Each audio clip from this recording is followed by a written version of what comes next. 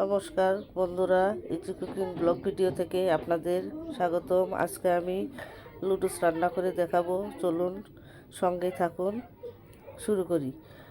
আমি এখানে লুডুস সেদ্ধ করার ঝামেলা ছাড়াই লুডুস রান্না করে দেখাবো। চলুন।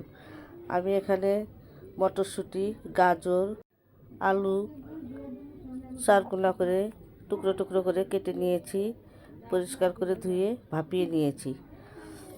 আমি এখন কড়াই বসিয়ে দিয়েছি, কড়াইয়ে তেল দিয়ে দিলাম। তেলটা গরম হতে থাক। আমি এখন তেলটা গরম হয়ে গিয়েছে, পেঁয়াজ ও মরিচ দিয়ে দিলাম। মরিচ ও পেঁয়াজটা একটু ভালো করে ভেজে নেব। বন্ধুরা, লুডুস আজকে আমি সেদ্ধ করব না, অন্যভাবে রান্না করে দেখাবো। সেদ্ধ করার ঝামেলা ছাড়াই ঝটপট বানিয়ে ফেলুন এই লুডুস রেসিপিটা। আমি এখন পেঁয়াজটা ভাজা হয়ে গিয়েছে আর মটরশুঁটিগুলো দিয়ে দিলাম স্বাদ মতো লবণ।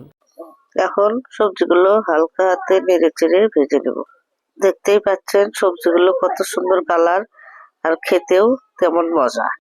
আমি এখানে 4-5টি লুডুস নিয়ে নিয়েছি। এখন আবার মটরশুঁটিগুলো ভাজা মোটামুটি হয়ে এসেছে। এখন আমি লুডুসগুলো দিয়ে দেব। বন্ধুরা, এভাবে অল্প সময়ে ঝটপট বানিয়ে ফেলুন লুডুস। কালারফুল লুডুস, দেখতেও ভালো, খেতেও ভালো। আমি একটু নেড়ে চেড়ে দিয়ে দেব পরিমাণ মতো জল, যাতে লুডুসটা সিদ্ধ হয়ে যায়। দিয়ে দিলাম পরিমাণ মতো জল দিয়ে ঢাকনা দিয়ে ঢেকে সেদ্ধ করব। বন্ধুরা, আপনারা যারা নতুন বন্ধু আছেন অবশ্যই বেল বাটন অন করে রাখবেন, যাতে আমার ভিডিওগুলো অতি সহজেই দেখতে পান। বন্ধুরা, আমি সপ্তাহে 2 দিন আপলোড করে থাকি, সোমবার ও বৃহস্পতিবার সন্ধ্যা 6টা থেকে 7টার মধ্যে। আপনারা অবশ্যই ইজি কুকিং ব্লগ ভিডিও দেখবেন এবং যারা এখনও সাবস্ক্রাইব করেন নাই অবশ্যই সাবস্ক্রাইব করে দিবেন। আমি এখানে দিয়ে দিব লুডুসের মশলা, ম্যাগি মশলাটা দিয়ে দিলাম। দিয়ে আবারও একটু নেড়ে চেড়ে আবারও ঢাকনা দিয়ে ঢেকে আরও কিছুক্ষণ অল্প আঁচে সেদ্ধ করে নেব। বন্ধুরা, বেশি সেদ্ধ করলে লুডুসটা নরম হয়ে যাবে। এখন দিয়ে দিব সয়া সস দিয়ে আবারও ঢাকনা দিয়ে ঢেকে রান্না করে নেব। বন্ধুরা, আপনাদের হাতের কাছে সয়া সস থাকলে দিবেন, না থাকলে না দিবেন, ওইটা অপশনাল। আমি এখন ঢাকনা দিয়ে ঢেকে দিলাম। ফিরে আসলাম কিছুক্ষণ পর। দেখুন বন্ধুরা, লুডুসটা আমার প্রায় সেদ্ধ হয়ে গেছে। আবারও একটু নেড়ে চেড়ে দিয়ে দিব সামান্য টমেটো সসটা দিলে খেতেও ভালো লাগে আর কালারটাও ভালো হয় আর গন্ধটাও দারুণ। এখন একটু নেড়ে চেড়ে দিয়ে দিব একটি ডিম। বন্ধুরা, আপনারা চাইলে আপনাদের পছন্দ মতো ডিম দিতে পারেন। আমি এখানে একটি ডিমই ব্যবহার করেছি। এখন আবারও নেড়ে চেড়ে ঢাকনা দিয়ে ঢেকে ডিমটাকে ভালোভাবে লুডুসের সাথে মিশিয়ে সেদ্ধ করে নেব। বন্ধুরা, অবশ্যই আমার ভিডিওগুলো পুরোটাই দেখবেন এবং আমাকে কমেন্ট করে জানিয়ে দিবেন কেমন হয়েছে আমার লুডুসের রেসিপিটি। বন্ধুরা, বাসায় মেহমান আসলে এভাবে ঝটপট বানিয়ে ফেলুন মজাদার ও সুস্বাদু